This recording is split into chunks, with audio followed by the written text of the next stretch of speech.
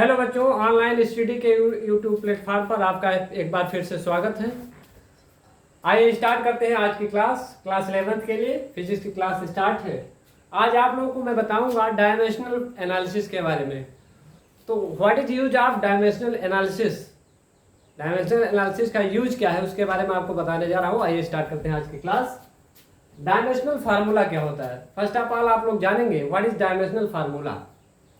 तो विमीय समीकरण क्या होता है प्यारे बच्चों, जब किसी भी विमीय समीकरण को हम उसकी भौतिक राशि के बराबर लिखेंगे, फिजिकल क्वांटिटी के इक्वल कर देंगे, तो वो डायमेंशनल इक्वेशन कहलाएगा, डायमेंशनल फार्मूला कहलाएगा।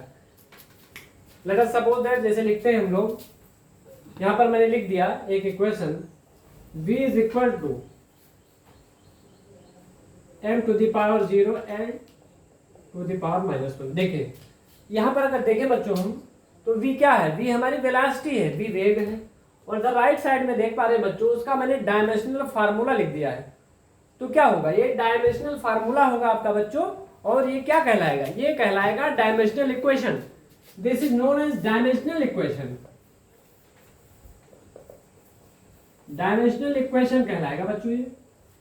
तो विमीय समीकरण क्या होता है, जब बाएं पक्ष में हम क्या करते हैं, लेफ्ट साइड में हम भौतिक राशि को लिख देते हैं, और दाहिने पक्ष में हम क्या लिख देते हैं, दाएं साइड में क्या लिख देते हैं, उसका विमीय सूत्र लिख देते हैं। तो ऐसा जो समीकरण हमको प्राप्त होगा उसको विमीय समीकरण कहते हैं बच्चों। आई होप आपको बहुत अच्छे से समझ आया होगा।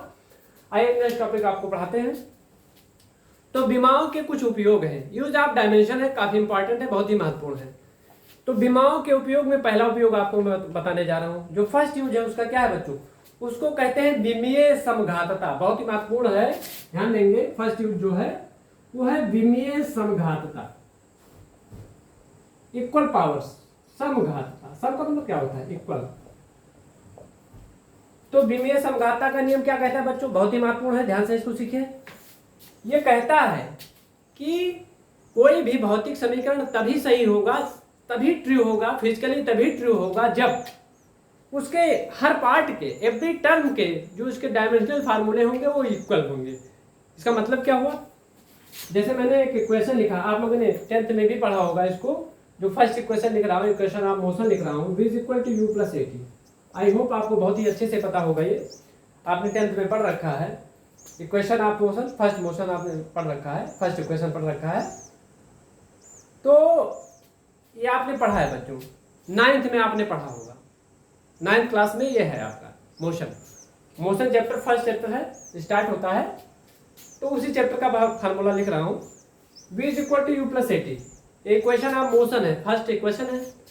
यहाँ पर क्या होता है आपको मालूम है, v क्या होता है, अंतिम वेग होता है, फाइनल वेलोसिटी। u क्या होता है, इनिशियल वेलोसिटी होता है। a क्या होता है आपका एक्सीलरेशन होता है, और t क्या होता है, टाइम होता है। अब बच्चों इसको हम डायमेंशन के द्वारा डायमेंशनल एनालिसिस क्या करेंगे कि क्या ये डायमेंशनल ये ट्रू है कि ट्रू नहीं है, it is true, it is not true. आइए इसको चेक करते हैं। तो यहाँ पर देखिए लेफ्ट साइड में हम क्या देख रहे हैं, v इज इक्वल टू, तो v का हम क्या करेंगे, डायमेंशनल फार्मूला लिखेंगे। यू नो वेरी वेल, आप जानते हैं डायमेंशनल फार्मूला बता चुका हूँ, क्या होता है, LT-1 होता है। ये हो गया वेलोसिटी का डायमेंशनल फार्मूला।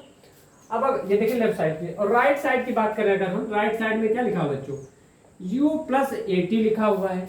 तो अब देखिए लेफ्ट साइड और राइट साइड इस इक्वेशन में इक्वल है। इसका मतलब क्या हुआ कि लेफ्ट साइड में जो भी क्वांटिटी लिखी हुई है वो राइट साइड में लिखी हुई क्वांटिटी के डायमेंशनल फार्मूले के इक्वल है, नहीं बराबर है। तो मैं चेक करता हूं इसको, यहाँ पर देखिए v का डायमेंशनल फार्मूला मैंने ये लिख दिया। अब मैं चेक करता हूँ क्या u का भी डायमेंशनल फार्मूला वही है। तो देखिए बच्चों यहाँ पर v का मैंने क्या लिखा, v का लिखा हूँ LT-1। यहाँ पर राइट साइड में u लिखा हुआ है, स्मॉल u। तो स्मॉल u क्या है बच्चों, ये है इनिशियल वेलोसिटी। अब वेलोसिटी मेरे पास चाहे फाइनल वेलोसिटी हो चाहे इनिशियल वेलोसिटी है, तो वेलोसिटी ही। तो वेलोसिटी का भी डायमेंशनल फार्मूला क्या होगा, LT-1 होगा। इट मींस क्या हुआ बच्चों कि चूंकि राइट साइड में और लेफ्ट साइड में, दोनों साइड में जो लिखी हुई क्वांटिटी है उनके डायमेंशनल फार्मूला इक्वल है, बराबर है। इसका मतलब क्या है, डायमेंशनली ये ट्रू है, ये सही है। अब जो सेकंड स्टेप आता है उसको देख लेते हैं। सेकंड स्टेप में क्या है बच्चों, यहाँ पर देखिए 80 लिखा हुआ है।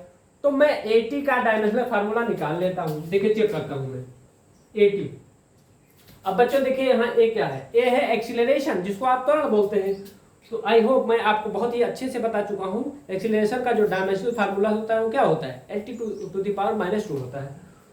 तो L टू दी पावर -2, ये हो गया एक्सीलरेशन का डायमेंशनल फार्मूला।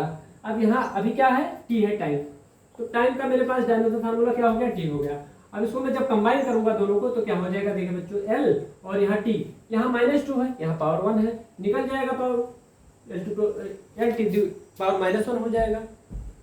तो L t to the power -1 आ गया। तो यहाँ पर क्या हम देख पा रहे हैं बच्चों कि यहाँ पर देखिए इसका जो डायमेंशनल फार्मूला है वो इस v के डायमेंशनल फार्मूला के इक्वल है। देखिए सेम आ रहे हैं, यहाँ भी L t to the power -1, यहाँ भी पावर -1। तो लेफ्ट साइड में जो क्वांटिटी लिखी हुई है और राइट साइड में जो क्वांटिटी लिखी हुई है, दोनों को जो डायमेंशनल फार्मूले सेम है। इट मीन्स क्या है, ये विमीय डायमेंशनल विमा के रूप से ये सही है। तो इसको कहते हैं विमीय समघातता का नियम। आई होप आपको बहुत ही अच्छे से समझ में आया होगा कि विमीय समघातता क्या है। तो इस तरीके से और सारे जो क्वांटिटीज हैं उनको मैं चेक कर सकता हूँ।